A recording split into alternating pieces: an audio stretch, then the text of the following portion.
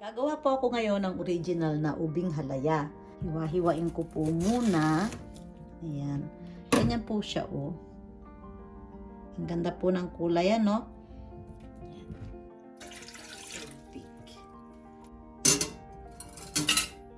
Ito.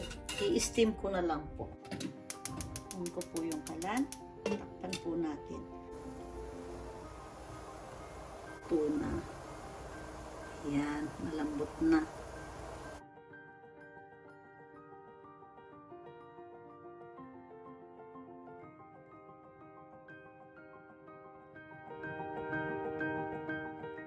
Ilagay ko ang evaporated milk para hindi mahirapan ang blender.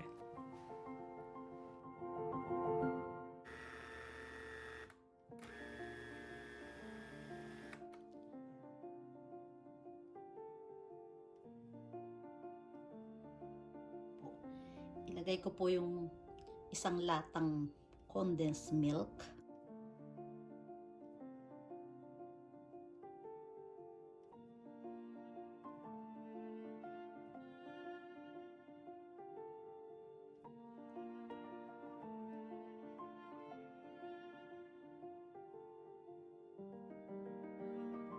Para mabango po.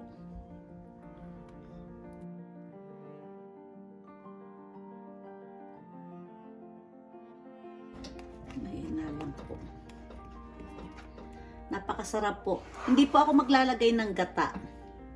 Ito po ay gatas lang.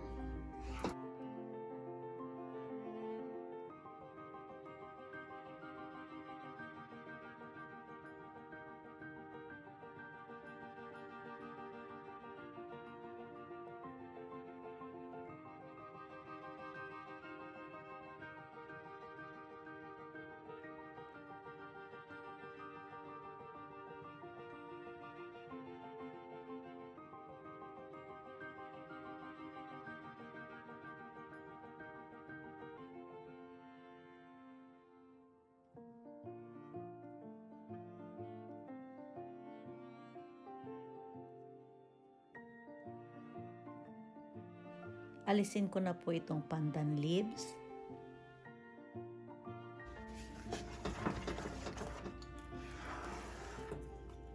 Ayan.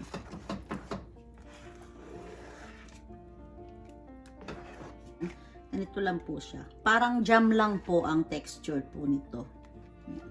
Off ko na po yung kalan.